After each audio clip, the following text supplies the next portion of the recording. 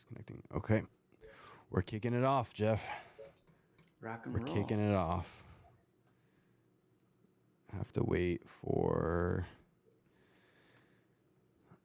Let me see. I'm doing this a little differently, so it's actually pulling up a little differently on my end. Oh, but it looks like we're live on YouTube, so I will take that as a win. We're here. So far, no tech issues. And we have people hopping in. Hello, Worship with me and Rodolfo. Welcome, welcome. It sounds delayed when I'm hearing it back. That's new. Do you hear that too? Maybe let me try put. It sounds delayed right now from me just talking to you. Yeah, I can hear what we're saying like 5 seconds after we say it. But let me see if I can fix that. Oh, on the live stream? Yeah. That should be normal. It's usually a little bit delayed. Oh, maybe am I streaming live on this somewhere else? Maybe I am. Hold on a second. Give me a second to troubleshoot again. Yeah, no, it's okay. You might have the live stream pulled up. I think that might, on a different window somewhere. Yeah, because I just listened, and it is a little delayed, but it should be. There it is. Yeah, I see us live. Yeah, that's me. Okay. Problem solved. Awesome. Wow, this doesn't ever get easier, does it? It doesn't. Every time I think I have it figured out, or I'm like, I'm getting 1% better every day, I feel like there's like a 10% somewhere that's also just like throwing everything off. So, yeah, but we're here. We're making it happen. Grateful to be here. We have Ophelia from Texas. Just a Bird said that you're echoing, Jeff, but you're not echoing on my end. I don't think. Am I still maybe you're coming through my microphone. Am I still echoing? Talk again. Am I still echoing, or did I fix that when I turned off the? I had the live stream going on my TV also. You know what? I think my microphone is, for some reason, acting sensitive right now and picking you up. But I just turned it down a little bit, so we might be. Okay. We might be okay here. I can probably help that too. If it's still happening, thank you, Just Bird. If it's still happening, just let us know. We can adjust on the fly here, but I think we're good now. Okay. But we'll go ahead and kick it off. We have some people hopping in. Well, it shows that it's frozen on my end, but you just said it's better, so I think you. Oh, I paused it. That's the problem. Okay, so we'll kick it off here. Grateful for everyone hopping in. I am with the one and the only Jeff from TruPlay Games, and we're going to be talking about screen time for children. We're going to be talking about the good, bad, and ugly of screen time. And what I love about TruePlay Games is they've actually done extensive research on screens, on the impact of kids and just people in general. So there's just amazing data and facts that you'll hear today presented in this. We're going to only try and take about 45 minutes of your time, so not super long. And there will be a giveaway at the end, so please stick around to the end because we definitely want you to not miss out on that and be a part of that. But other than that, I think that's all we need. Jeff, I'll let you do a quick intro, and then I'll bring your screen up, and we can get rocking here. Yeah, I'm so grateful to be here. Thanks so much, Cliff, for having me on. You're my favorite Christian content creator, and anything that you do introducing us to your audience is just, we're very grateful for it. So thank you. Why are we here? We're here because we're parents, right? You're a dad, I'm a dad, and we're like raising kids in the digital age, and that is not easy as everyone is like learning by living in the trenches. Like it's like the Wild West, right? The internet is like the Wild West, and our kids have like access to everything all the time, it seems like. And as parents, it's hard to know what's okay, what's not okay, what are the rules, what's the best way to just do what all parents want to do, which is raise happy, healthy, productive, well-adjusted, God-fearing children, right? We just want to raise good kids.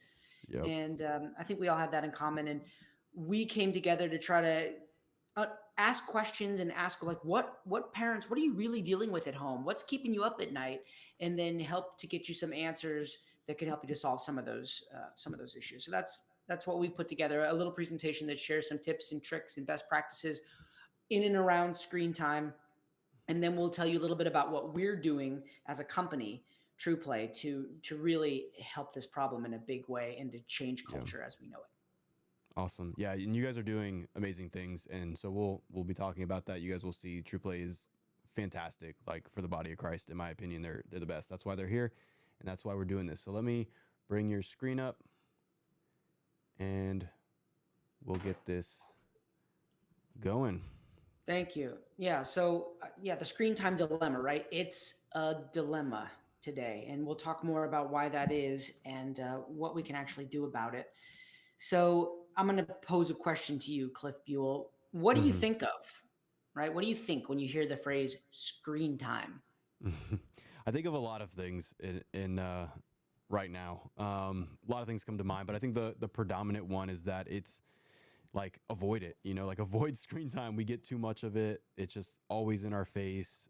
Everywhere you go, there's screens, and in our pockets every day there's screens. So it's like avoid screen time as much as you can. Limit it where you can, and that's where my head goes. I think that's where a lot of people's head goes. But I also know that we can't avoid screens in a large sense. They're a part of our life now and Yeah. an integrated part. And they're also not all bad. Not everything is bad about screens. So, and I know we're going to talk about that, but yeah. So that's just kind of where my mind goes. Yeah, for sure. That phrase "screen time" it's got kind of a negative connotation today. It's kind of a dirty Hmm. word, and uh, especially like with parents and with other parents. How much screen time do you give your kids? People are getting too much screen time. It's like a topic. Hmm. It's got its own life, and it's for good reason, as we're going to discuss here. I want to share some data with you. This chart is really interesting, right? This is from childrentrends.org. You can look it up, from longitudinal study. And if you look at that dotted line that's going up into the right, what that is on that axis is child and adolescent thriving index 1.0. That's an index of things that would create an environment in which a child can thrive. There's lots of stuff in this index, like access to healthcare, clean food and water, good school system, two parents in the household, like all these things, right? That create an environment in which children can thrive. And if you notice, since the year 2000 up to the year 2018, when this chart ends, things have been getting better.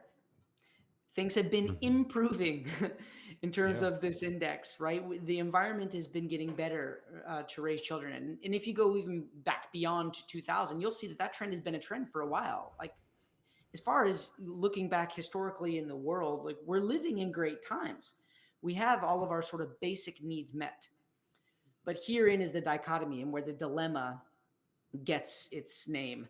If you look at that other line, that is the absence of depressive symptoms in children and adolescents. Mm. So you can see from 2000 to about 2012, we're hovering along right at about the same rate, maybe even getting a little bit better. And then something happens, and there's this precipitous decline of the absence of depressive symptoms. So that means there's a precipitous incline of depressive symptoms in kids and Hmm. adolescents. So what the heck happened? You want me to guess? You don't have to. I'll help you. This happened, Yep. right? Like, while these indicators of child thriving have steadily improved, mental health has declined, and now we're at all-time highs for child depression, anxiety, and unfortunately suicide. Mm. It's like dire, and Yeah. it doesn't seem to be getting better, and it all seems to be correlated with the onset of smartphones and tablets, right? Hmm.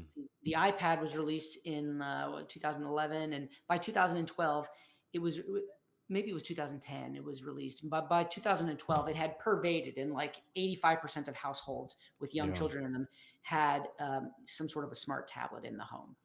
Hmm. And so, you know, there's definitely a there with this whole screen time dilemma. Yeah. Yeah. I think even like just the average person could easily say like there's a correlation there, right? Like without even seeing the data. Like I don't think it's a stretch for us to just be like, hey, we see a lot of kids it's become the new babysitter, just to stick them in front of a screen, an iPad, a phone, whatever it is. And then we're also seeing like these high rates of suicide, depression, like you were talking about.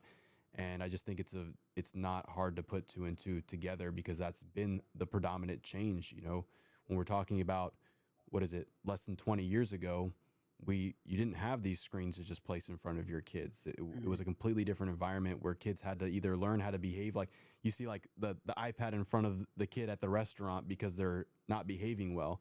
That wasn't an option before. So there had to be a different solution to that problem. But this has become kind of the cop out, if you will, and it's causing problems. So yeah. Yeah. uh, it's true in those words that you use, the cop out and like all this stuff. Like there's a lot of guilt around screens now with parenting, Hmm. and it is like a go-to thing. It is a part of life. It's in all our homes, and we all have to like deal with it in some way, shape, or form. Because even if you don't, and you try to restrict your own home, like your kids are going to hear about it when they're old enough to go places and meet other kids, and they're going to see them when they go out, and Yep. so it's like you will have to deal with it. It's sort of inevitable. And it's clear that there are some perceivable negative effects of these devices. And we got a couple of them in here. We looked at a study from Psychology Today and another one from Journal of the American Academy of Child and Adolescent Psychiatry. And, you don't have to look far to find some of these negative effects of devices. Smartphone use may be contributing to mental distress among young people. We sort of know, right? There is a link between exposure to electronic devices and struggles with self esteem and literacy comprehension. And we're going to sort of unpack this a little bit.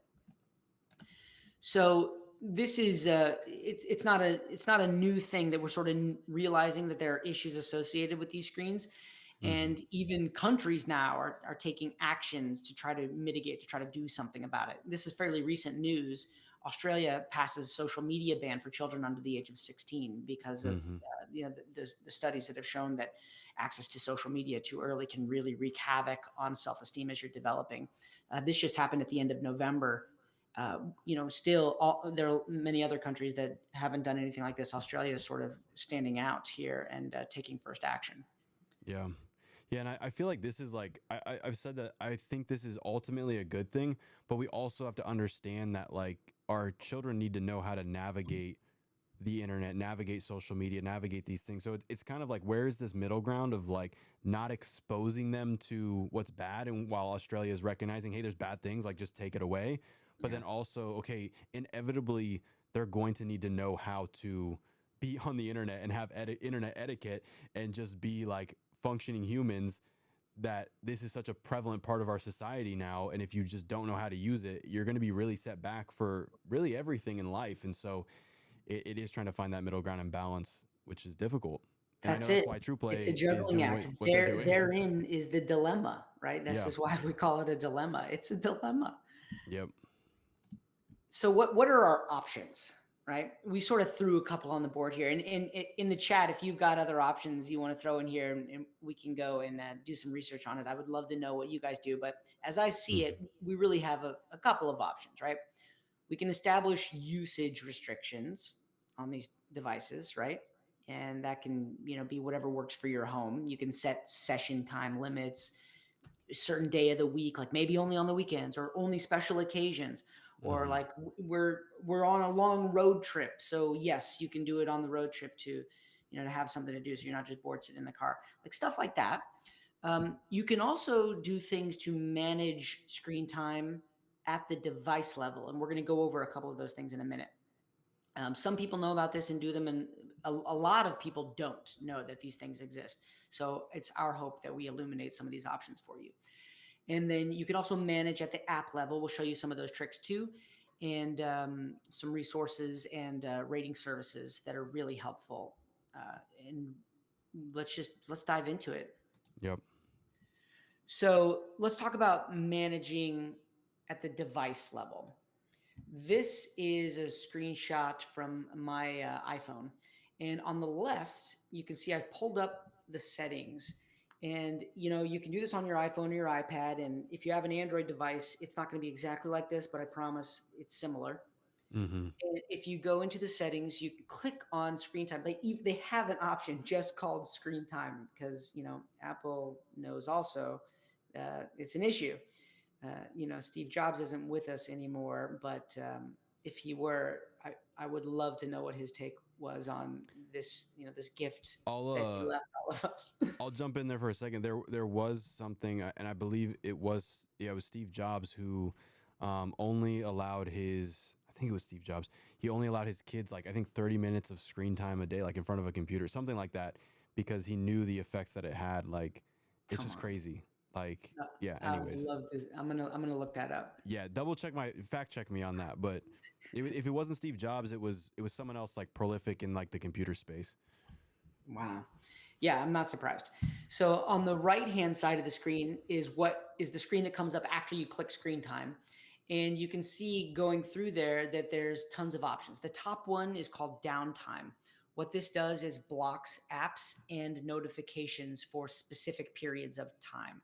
So if you have household restrictions, you can do one thing to make a parental decree and say no tablets for this time to this time, but you don't have to do that, right? You can program it in the devices themselves, and then all of these settings can be like pin coded, so your kids can't get into them to change them.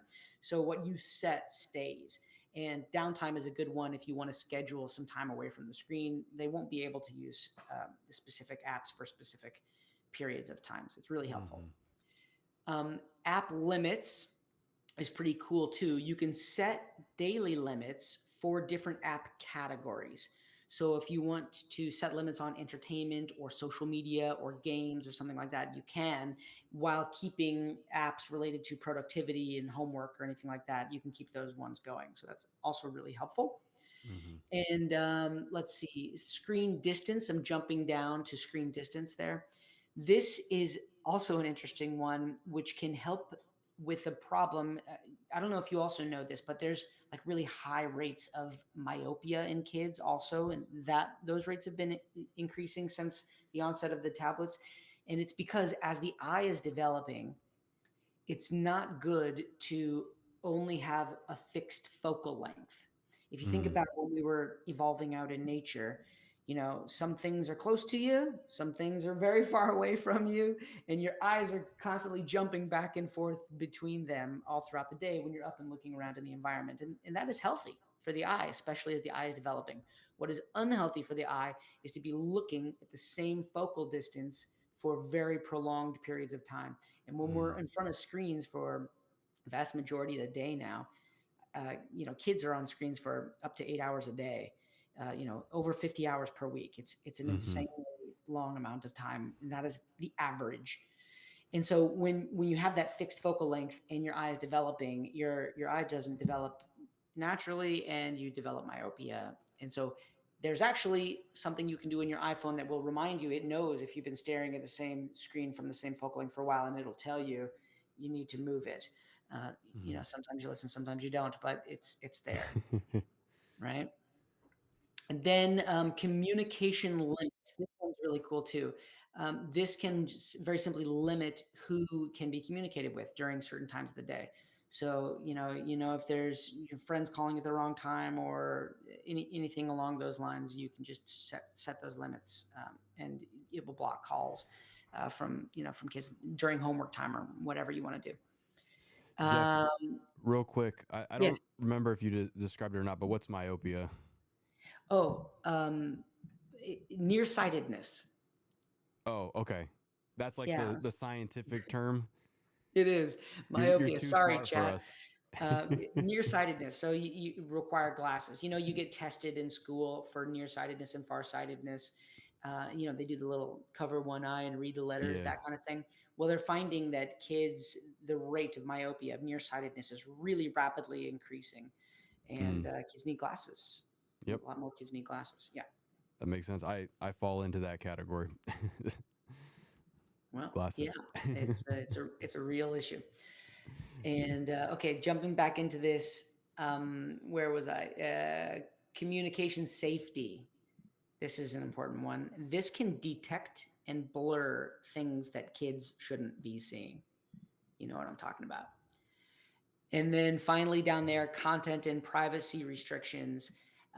This blocks access to restricted websites, sites that kids shouldn't be on. It can block purchases, which is really great if if your credit card is stored in any of these platforms that your kids are on. And it can also restrict access to like Siri and things like that, Mhm. AI and stuff like that the kids might not need access to at early stages in their lives. So these things are all things that you can do at the device level to help with the screen time dilemma in your home. Questions, Mhm. comments, concerns, chat. Let me have it. So far, it was the myopia, and then some of the questions are things that we are about to get into too. So that's why I haven't brought up any of those because we're going to talk about those. So if you guys are asking questions and we haven't been answered them, we will address those for sure. Yeah. So that last one, if you click it, you'll see sensitive photos and video protection. It's really easy to just enable these things. And it's the kind of thing where it's like a set it and forget it. Pick up the kids' devices, get into those settings, go through each of these categories, set it one time, and then you feel one layer of confidence. Let's go down Hmm. another layer. So this is what you can do to manage screen time at the app level. So these are all on the left side. These are subscription services that are all pretty helpful, especially if you have a bigger family and lots of kids to police and patrol. Hmm. Net Nanny, you may have heard of this one. That's your great value option for sort of child monitoring and protection in the app form. Then you've got this one called Kaspersky, which is the best option if you've got an iOS device. And Our Pact is pretty cool too. It does like monitoring. It's the best one for really like monitoring like what kind of content makes it through to your kids. Um, Custodio, this one is probably best if you've got a giant family. Hmm. It's pretty good for if you've got a family. And then the last one there on the list is Norton Family Parental Controls, and this one's also really good for a big family. You've heard Norton Antivirus; it's sort of their family product. Kick the tires on these. Every family's going to be different and care about different things. So just know they're all subscription products, but they all offer free trials, I believe. So you can go in there and see if it makes sense for your home. The ones on the right are must haves and they're free. So you should check them out. Microsoft Family Safety and Google Family Link. We use these in my home for certain. This tells me, what games my kid is playing in the Microsoft universe, and there's a lot of them.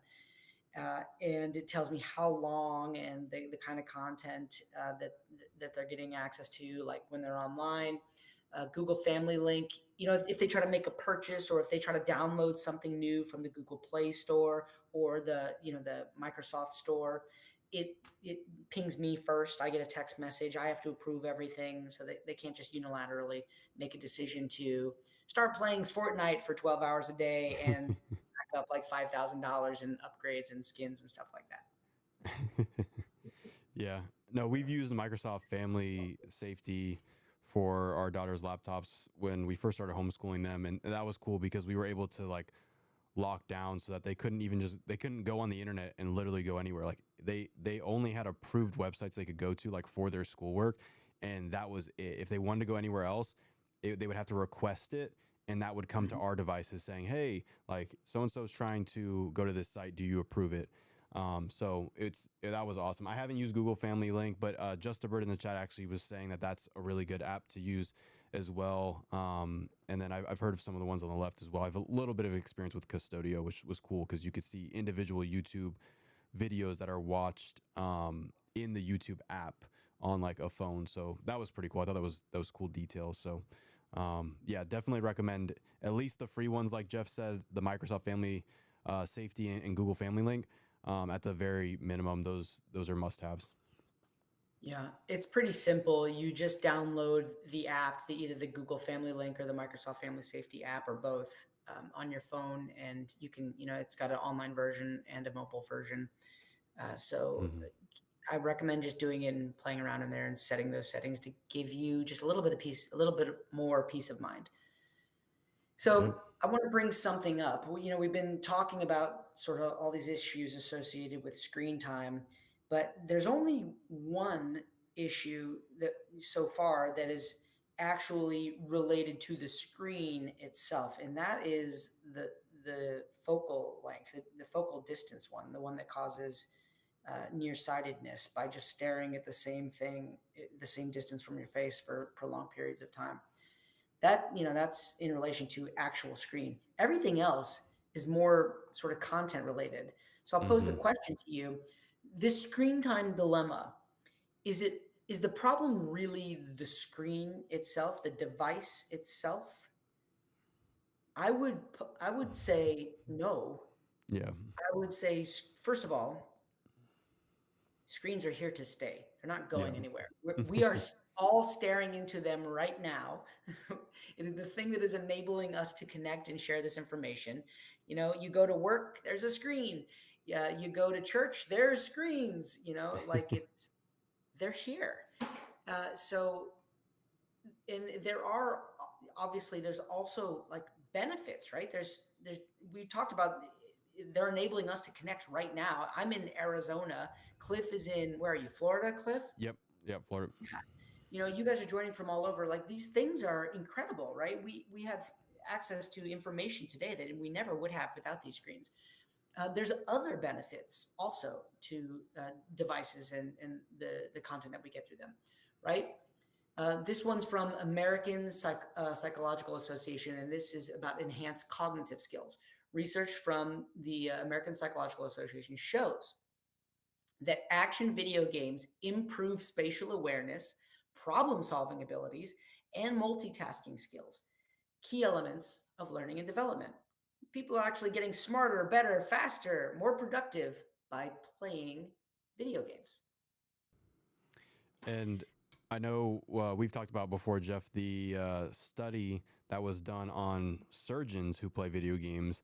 And I think Joe Rogan talked about this where on one of his podcasts where he was saying like it's like 25% overall increase just in like your proficiency of being a surgeon if you play video games. Just your average video game player, I forget how it wasn't even that often. It was like 2 or 3 times a week or something, was like that much better at playing or at doing their job as a surgeon because they play video games. The reaction time was better, their eye hand coordination, like there's an actual benefit on that, which is crazy, but it makes sense. Dude, you beat me to the punch. I actually have a slide about just that. I saw that Joe Rogan episode. I know exactly what you're talking about. And I pulled this out of JAMA, the Journal of the American Medical Association. Yeah, the impact of video games on training surgeons in the 21st century. And you're absolutely right. Past video game play in excess of 3 hours per week correlated highly with 37% fewer errors and 27% faster completion. Is that a good thing if someone's doing surgery on you? Yes, very good thing. It's so cool. And it's not the only benefit, right? Going back to these, there's increased engagement in learning, University of Wisconsin study, habit formation through repetition, lots of science on that, boosted memory retention, and emotional and social development, which is also important for kids. And this is a study coming Mm. out of Stanford, right, that indicates that gaming can improve emotional intelligence and social skills as players experience a range of scenarios that foster empathy, resilience, and communication, crucial for developing a well-rounded character. And a lot of these games are interactive games where you're in a social environment and you need to learn the rules of the social game as well as the actual mechanics, game mechanics. And it's helping when they're going to school and interacting with kids IRL, in real life. So there are plenty of positives. Yeah. They're in the dilemma, right? The good, the bad, the ugly. So is the problem really the screen, or is the problem the content? Mm-hmm. Yeah. The content. I'm willing to die on this hill. It's the content, right? It's not really the screens. The screens aren't inherently bad. You know, they're everywhere. They're not going away. And really, what they are is just a window into information, into content. Cliff, you said this at the beginning of the call. Like, if we really just said no, no screens, no screen time, you're doing damage. Yeah. to your kids in a digital world, where they're going to grow up in, getting jobs in a digital world, and their cohort, their peers are living in that digital world. And if they're absent from it, they're going to have a lot of catching up to do. And we Mm-hmm. don't want to put our kids at a deficit. We want them to get familiar as digital natives in the digital world, A hundred but we percent. also don't want to damage them, right? Yeah, and Jeff, I'll just say quickly too, like, obviously what I do full time is create Christian content, and there's a lot of reasons for that. First and foremost, to advance the gospel, but I wanted to create content that was placed on the internet, that was wholesome, that was good, that was actually had a purpose and a Amen. cause, because there's so much negative, bad, demonic, like horrible content out there already. We need more people producing good content, because like you said, these screens aren't going anywhere. People aren't going to just magically get off of these apps that have billions of monthly users. Yeah. And something had to change, and it's like, well, if we can have more people stepping up, creating good content, and create, like TruePlay, you create good content, you're reaching people on the place that they're already at. And so it's just so important to do these things, because like you said, it's just not going anywhere, and we have to make a change some way, somehow, and it starts with people doing this. Yeah, you're so right. And thank you for the shout out. We're going to talk a lot more about that. And we are so grateful for you doing what you do, putting good content out into the world, spreading the gospel, spreading the good news. We need the thesis, the end statement of all this is we need more of that, a Mm-hmm. lot more of that. So keep doing what you're doing. And if you're listening to this, you know, you jump into the fray also. Yep. We need the help. So we've established, right? It's not really the screen; it's the content. And what we can also establish is this is not a new problem, right? Mm-hmm. When the TV came on to the scene, and kids are getting a lot of TV, and the United States finally ended up passing legislation. The 1996 Telecommunication Act now mandates the TV rating system. You've all seen the TV rating system, right? So Mm-hmm. now we've done this so that inappropriate content, we can say, hey parents, if this is rated R, don't bring your kids to this movie, or don't let your kids watch that show. So we tried to solve that problem on the TV in that way. So like, are we doing this for video games? Kind of. Um, kind of, yeah. Look at these. Everyone's probably seen these. These are called ESRB ratings, right? And they're a helpful resource for parents if you're trying to understand the rating level of the content that your kids are getting access to when they're, playing video games. Mm-hmm. And these three at the bottom are great for all kinds of media.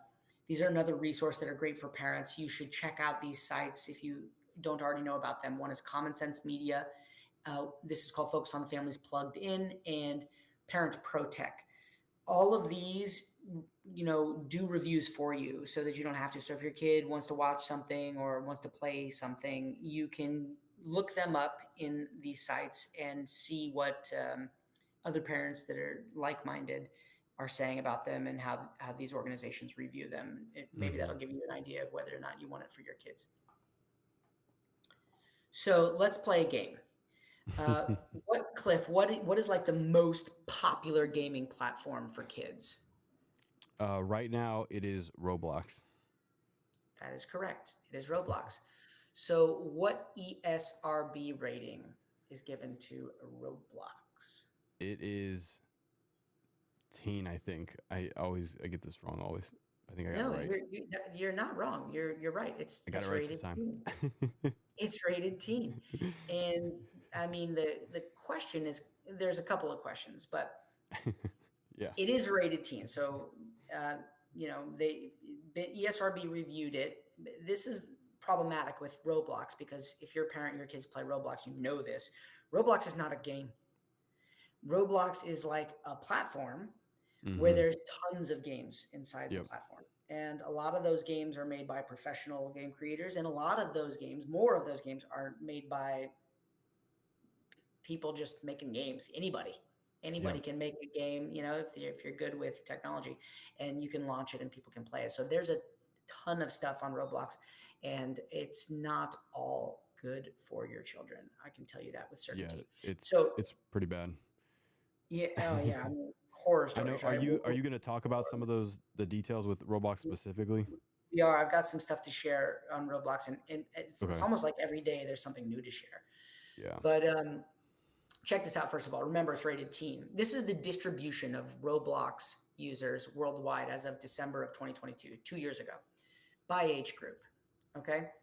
So about half are under the age of 13. And I'd be willing to bet that it's a lot more than half. But per this study, and hoping that everybody reports accurately or they have some way to accurately get this information, there's certainly 1% unknown. But right here, under 9 years old and 9 to 12 years old, that represents about half of the overall user base of Roblox. Now, would you call a 9-year-old or under 9-year-old, not under 9 up to 12? Are those teens? No, they're No. not teens. And it's pretty terrifying, the kind of things that they get access to when they're on the Roblox platform. Roblox has been in the news a lot lately, and not for good reasons. There's an organization called Hindenburg, which did a lot of research and joined Roblox and created a profile that was an underage profile, and very quickly got access to awful things that I really just don't even want to talk about. If you want to do some research, go Google it, or Yeah. go to your favorite social media and type in "is Roblox safe for kids," and you'll see the horror stories that I'm talking about. Bad actors, child predators getting access to kids in chat rooms, sharing content, sharing pictures and stuff with kids in chat rooms on Roblox. And Roblox knows about it, and it hasn't done enough to safeguard against it. Even if you do the parental settings inside the Roblox platform, there's just no way to stop it. Mm-hmm. Yeah, it's really bad. I'd recommend Googling that article, the Roblox. It's Hindenburg, right? Yeah, Hindenburg. Yeah. Hindenburg. I recommend Googling that. If your kids play Roblox, I would say get them off of it immediately. That's what we did with our kids, because once we found out what was going on in there, it's pretty horrifying. Yeah. I don't mean to say that there's nothing that's fun and entertaining and kid appropriate on that platform. There certainly are some games that are in that category, and kids love Roblox. Like, it is vastly the most popular gaming platform for kid, like under teen kids, like that, under 9 to 12-year-old range. And the problem is all the other stuff is there too, and it's impossible to avoid it. Right. It's impossible to partition and just keep your kid in the space that you want. So it's scary. Mm-hmm. Yeah. So here's the thing with ESRB ratings, Cliff. They're there, but no one takes them seriously. Even stuff like Roblox, which is rated T for teen, is widely used by non-teenagers. And none of these ratings, like the television ratings, are actually required by law. The Supreme Court actually did hold that legal enforcements of ESRB ratings are unconstitutional, violating free speech. So I don't know, that could change, like we saw earlier on. Australia is doing some stuff now to start restricting access based on age to like social media. Is the same thing going to happen for certain games? Probably, I hope so. But right now it is not. Even when you and I were young, Cliff, we couldn't just like go and get whatever we wanted. If you wanted to go buy like an adult themed video game, you had to go to the store and you had to like pull out a proof of your age to make that transaction. Now you just click a button. Yep. Yeah, I'm 18. Of course I'm 18. It's very true. I was actually thinking about, I was like, if I ever wanted a game like that when I was a kid, like my parent would have had to have been there to be the one purchasing it. Like, that's right. But yeah, not anymore. Yeah. So the big takeaway here is, even with this rating system, inappropriate content absolutely filters through to our kids, even in the most harmless games, through advertisements, right? Your kid can be playing like an Infinite Runner game that they downloaded for free off of the Apple App Store, and then after a level, they get served up an ad for something that the kid really shouldn't be seeing. And I hear stories about this all the time. So inappropriate subject matter, themes, it comes through in ads, and don't even get me started on the unmonitored chats. Yeah, super dangerous. Yep. Yeah, so that's really what our kids are dealing with, and what that looks like is something like this.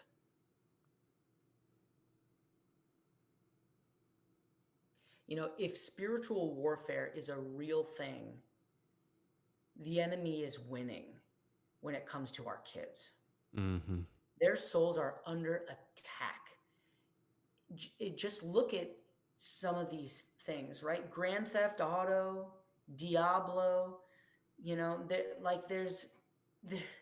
there's most of these games, the way that the object of the game is to steal and murder, and kids are bragging about their headshots, Mm-hmm. and they're rage quitting is a word in their vernacular.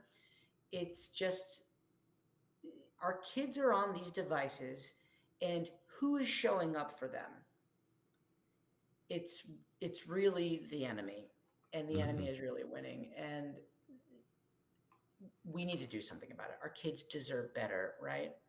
These are these are games that encourage just about every deadly sin and break just about every one of the 10 commandments, right? Our kids are just bombarded, right? Yeah.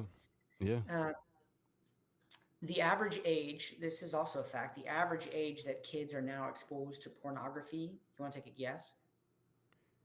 Uh. Oh man, I knew what it was too. My guess is 9.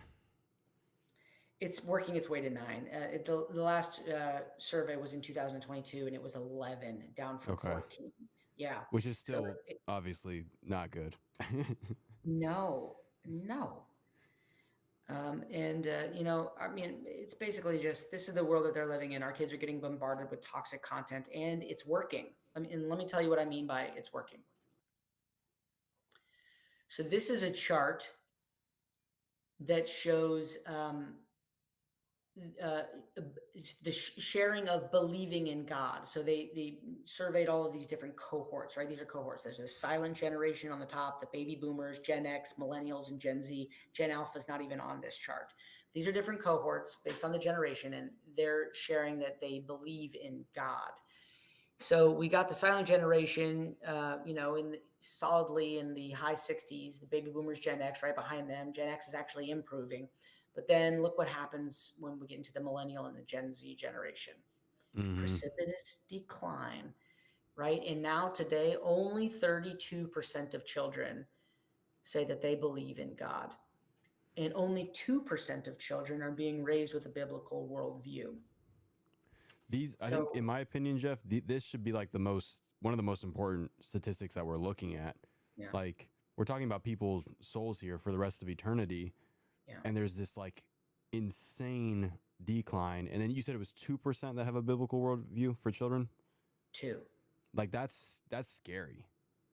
And that's just another reason that we need people reaching them where they're at. It's another reason we need TruePlay. It's another reason we need Christian content creators and Christian TV shows and just Christian like game, all this stuff where we need to access these children where they're at, because that's like shockingly low.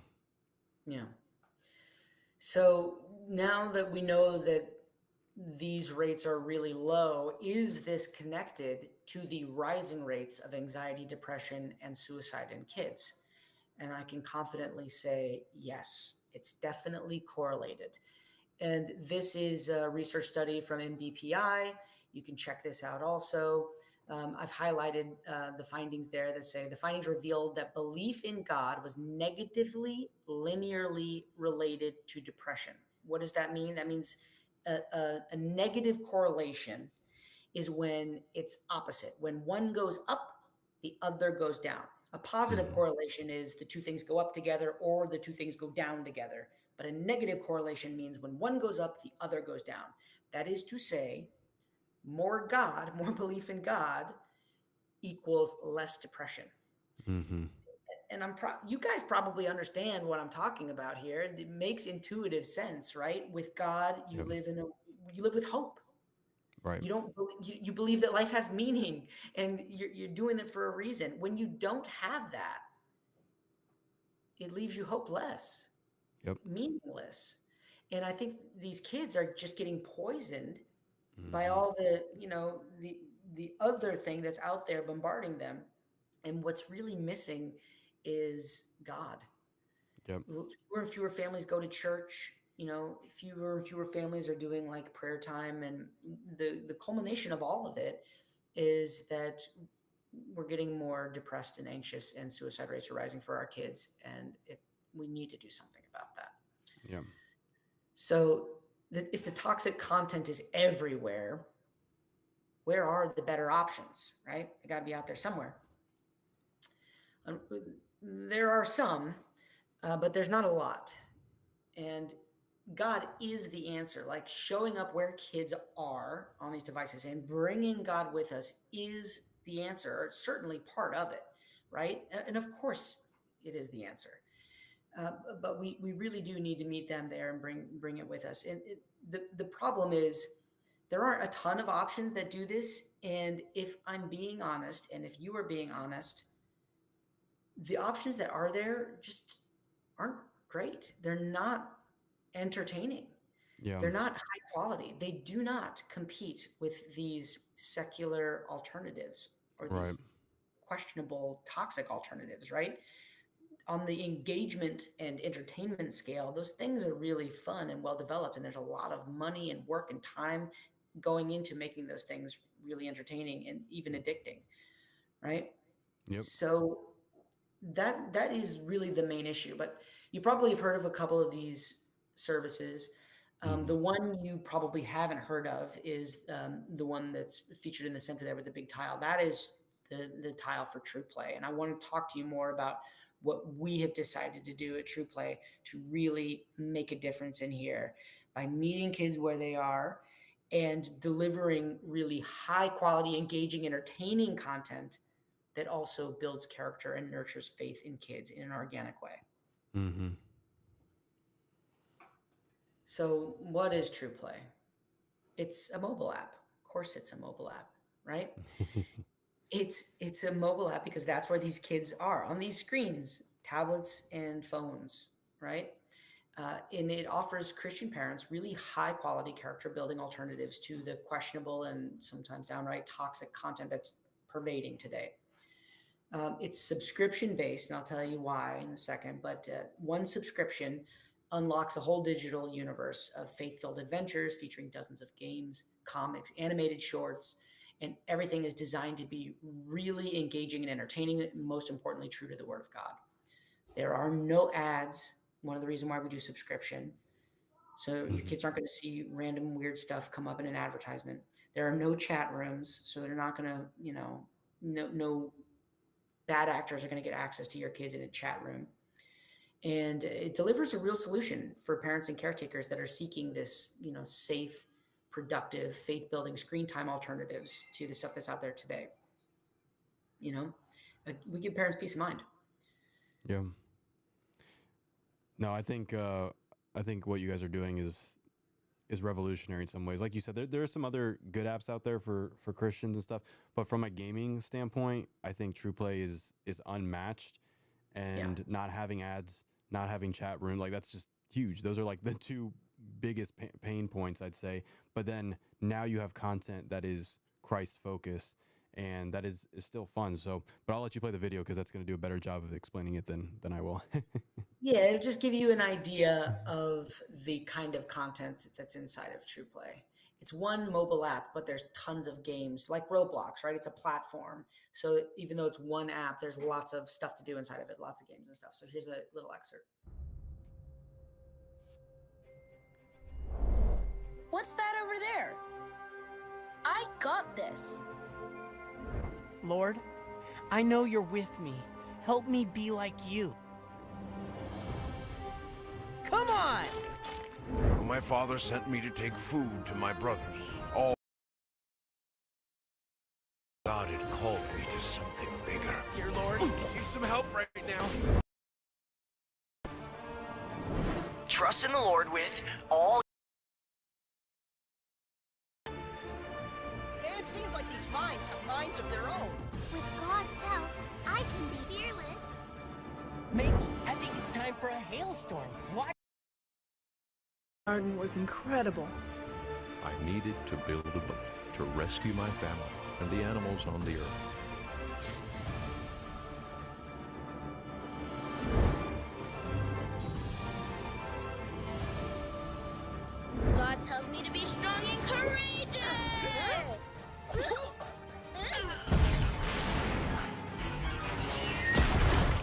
taking that old thing with you? I needed to find Chase. He's with God. I know. That's where I'm going.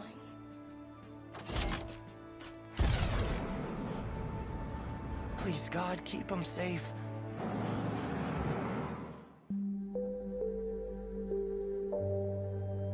So just a quick little preview of the kind of content that's in there. And I think you can tell just by looking at the production value, it really stands apart from the normal stuff that you see that's quote unquote Christian. So you saw these characters, right? And that's done by design. Inside, there's a universe, a whole metaverse that we call the Rimverse, where a kid is going to find, someone that they can relate to, right? There's a kind of kid inside TruePlay. Our characters are meant to, represent something that are in our kids at home. Like one of them, has parents that are divorced. One of them just lost his brother. And one is on the autism spectrum, and all of them are dealing with like real life situations through these character arcs, and learn who they are in God over the course of playing through these games and watching these high quality animated shorts. And there's also digital comics, like from Kingstone Comics, and like you've heard the Action Bible. There's digital version of the Action Bible that's in there. So really a ton of stuff for kids to do, and characters that they can really relate to and help them navigate issues in their own lives, like getting bullied at school, stuff like that, or being a bully. Some of us have little bully children too. One of my kids, I'm a bully. Okay. So sure, it looks cool. Parents like it and like the whole value proposition, but do kids actually like it? Will kids actually play this stuff? And I can say confidently, yes. So with public data from Sensor Tower, which measures the KPIs in mobile applications, you can pull out, there's a metric that all mobile gaming companies look at. It's called retention. And there's day one retention, week one retention, and month one retention. Going head to head with Roblox and Minecraft. And if you've got kids, I know you've heard of Roblox and Minecraft. After 1 week and after 1 month, kids are actually twice as likely to return to TruePlay than they are to those other two. Mm-hmm. Said differently, Cliff, it's not cough medicine. Right. It's not vegetables. Your kids are actually going to like it, and you're going to get peace of mind. Yeah, and I'll speak from experience too. Like I've played it personally. I tried out TruePlay. My wife played it, and as adults, we were like, wow, like we were impressed. I've always been a huge gamer, and so like I just have an appreciation for video games in general. And playing TruePlay, I was like, wow, this is something that like if I had more time, like I would find myself just playing more often for sure. So I know for a fact like kids would 100% enjoy it too. So yeah, it is a real deal. Like it's not just talk. It really is what it is. Yeah, I have 3 boys, all under the age of 10.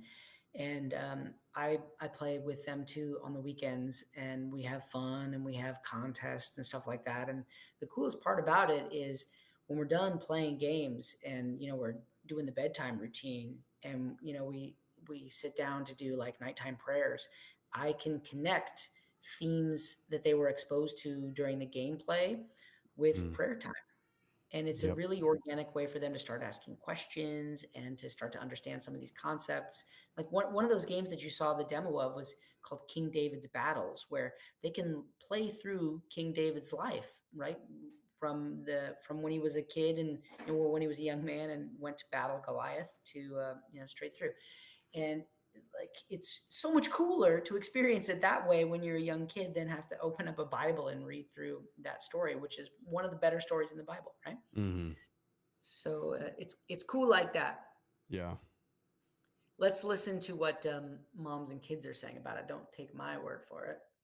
So Noah, our 6-year-old, is super scared of the dark. And last night I heard him yell, "God tells me to be strong and courageous." Turns out he picked this up from a brave, funny character in TruePlay Games. Pro parenting tip, get TruePlay Games for your kids. You won't regret it. What do I think? Oh, I think it's amazing. So excited to have something like this for my kids because it's safe and they're learning about God and they're having fun. Hey Beverly, who's your favorite TruePlay Games character? It's the Tiger Bunny. The Tiger Bunny Maple? Yes. Do you love TruePlay Games? Yes. What's your favorite part? Oh, fighting the bad guys. So I was playing Little Light, and then like right after the little letter, the paper, Lumi said like God will always have time for us, like just that little speech bubble, and it made me cry and happy. Hey Zeb, how does playing TruePlay make you feel? It makes me feel happy. Like I want more of it. Like I want to increase my skills and to learn more about God when I play it. He said he wants to increase his skills and learn more about God when he plays it. And he said it makes him feel happy.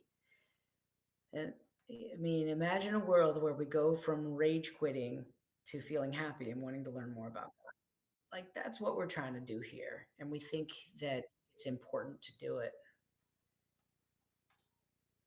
So, no.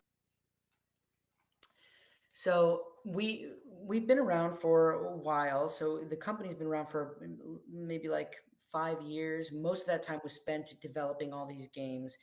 We have recruited a lot of really tried and true professionals in the industry, in gaming and in entertainment, from big companies that you are well known in the gaming world and in the entertainment world.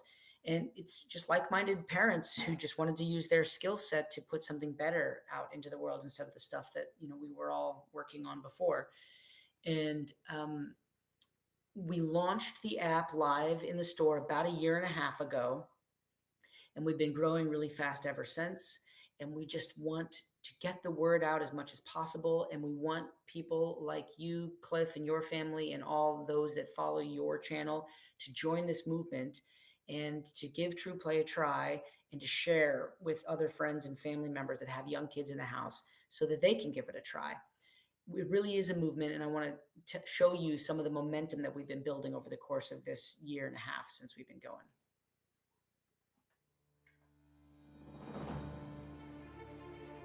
Imagine video games that combine high-quality graphics, family fun, and teaching the Word of God. The world needs a whole lot more of that, and his company, TruePlay, is giving it to us. Only 32% of kids in America believe in God. Can you believe that? 32%. 32%. A recent survey revealing just 32% of our nation's children believe in God. Man, that's a staggeringly low number. And now a new Christian entertainment and gaming platform is hoping to change that.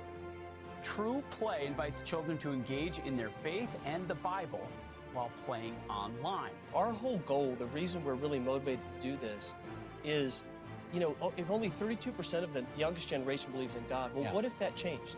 What if that goes from 30 to 40 to 50 to over half? You could see not only a generation, but our country, and maybe the whole world would change if people believed in Jesus and knew God's truth, because it would bring back hope into their lives. How can people, I love it. Absolutely fantastic. I don't know if you know exactly what I've been talking about for the last 2.5 decades, but I'm so thankful you exist. You are the solution to the problems I've been addressing around this globe forever. Here is the best part about this app. It is Christian, and it is full of the Bible. It has stories about Jesus.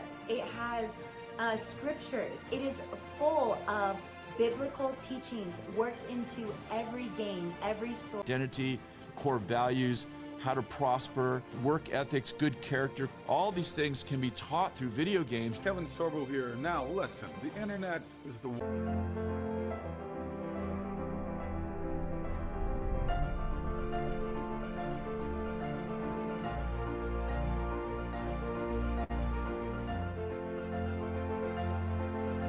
I'm happy to take any questions if you guys have them about what we're doing and what our plans are, or any questions you have about how to get access to TruePlay. Cliff, did you tell them we're going to do a giveaway?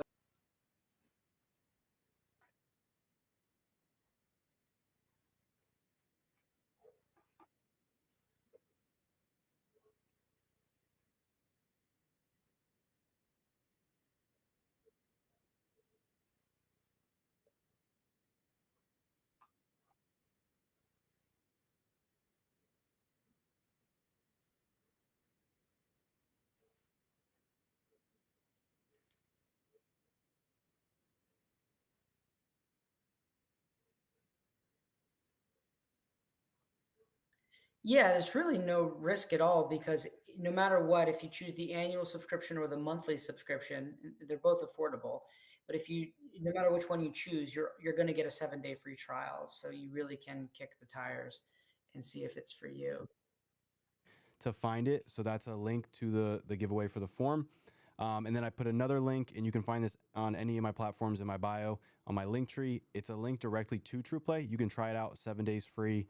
So with that, there's no risk. Try out the games. You also, with one subscription, is good on 10 devices.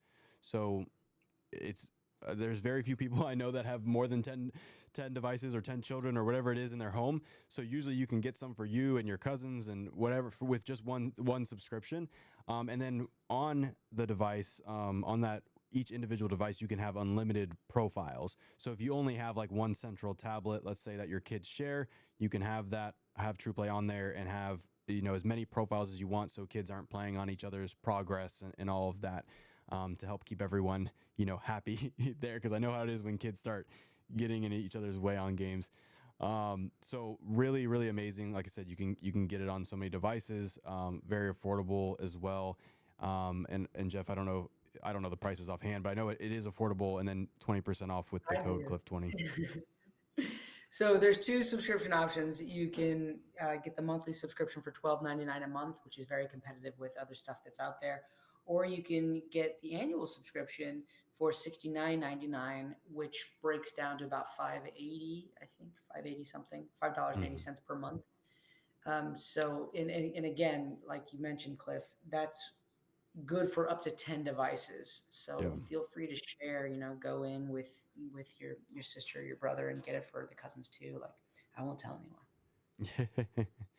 Yeah, so it's I don't know, it's an amazing thing what TruePlay is doing at the end of the day. Like it's hard to see where this wouldn't be almost like necessary at this point in time, right?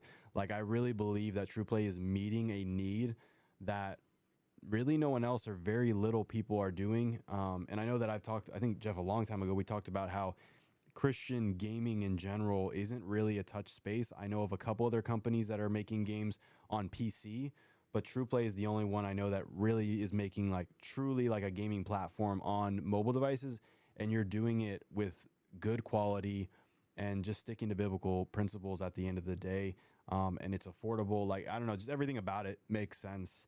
Yeah, that's why I love working with you guys. I love being able to promote something that I truly believe in, can truly get behind, and I think will impact. And I love, Brent, the CEO, his goal, is it Brett or Brent? Brent with an N. Okay, that's what I said. I want to make sure I got it got it right there. So I love that, like, he's addressing that, like, only 32% of children believe in God, and like the goal is to increase that, and starting with just a simple gaming app that's going to children all across the world. So guys, just know that when it's obviously a benefit to your household and your home, but you're also supporting the world that's making a huge impact for the kingdom of God. And so I don't like to think of it so closed-mindedly of like, this is just helping us. You're also helping to keep this company in operation so that they continue to grow and expand. Because it's not just about money. Yes, you need money to operate. People need to eat and pay bills and all that. But it's about a bigger purpose. It's about reaching children who are just not being reached any other way and are being exposed to terrible things. So just keep that in mind. It really is a meaningful, impactful thing. But that's all I'll say on that. I know we went over. I said 45 minutes. I think we've been about an hour, so I do apologize. Jeff, do you have any other last thoughts on this? One thing I might add, we frequently asked question we get is like, what age range is TruePlay for? And because there's so much in the app, it's very broad. Even adults like to play TruePlay, but we really are targeting from 4 to 14 is our strike zone. And we develop and launch new content all the time. In February, we have an incredible game coming out that I can't wait to tell you about, Cliff. It's a multiplayer game. It's going to be real fun. We've been having office play tests, and it gets heated. So 4 to 14, and there's method behind that. That's you may have heard of the 4 to 14 window. That is the window of time when you need to form a relationship with God in your life, or else you are very unlikely in the rest of your life to form a relationship with God. Over 85% of adults say that they form their relationship with God in that 4 to 14 window. So it's important we meet kids during that age range where they're at, and we bring God with us in a way that they're gonna love and engage with. That's what we're doing. Yeah. And I No, appreciate you saying 100%. what you said about the support the business too, because Yeah. we like what we're doing and we want to be able to do this, but so much more. We have so much plans, and our biggest obstacle is really getting the word out. No one, it's hard, right? We're Yeah. competing with the Goliaths of gaming Yep. that have huge budgets for stuff like marketing. Nobody from Blizzard or EA is doing a YouTube live right now. Right. I can promise you, like they rely on those mainstream, like cost a lot of money ways to get the word out, and Right. we really need our tribe to activate. We need for guys like you to start talking to their audiences, and for their audience members to start talking to friends and family and be like, hey, have you heard about this thing? It's out there, it's real, give it a try. Because Yeah. we're in danger of losing to the Goliaths of gaming if we aren't able to compete at that level. So I appreciate you saying that. Yeah, no, of course. I'm very passionate about Christian business in general, and but really like Christian businesses that are actually like doing the work of the Lord, like doing actual impactful things. And there's no way to say that TruePlay isn't doing that. Like it's just very evident. And so I love what you guys are doing, and I'm just so grateful to be here. And maybe an idea when that game releases, maybe we can do a live of some gameplay. We'll see how that goes. It's on. But I don't want to keep anybody any longer. I did put the links in the chat again. Again, there is a giveaway form, so you can get, it's a year subscription. So enter for that, and Jeff will pick somebody next week. And then I did put a link directly to TruePlay. So in the meantime, you can download it, try it for free for 7 days. And I just guarantee that you and your kids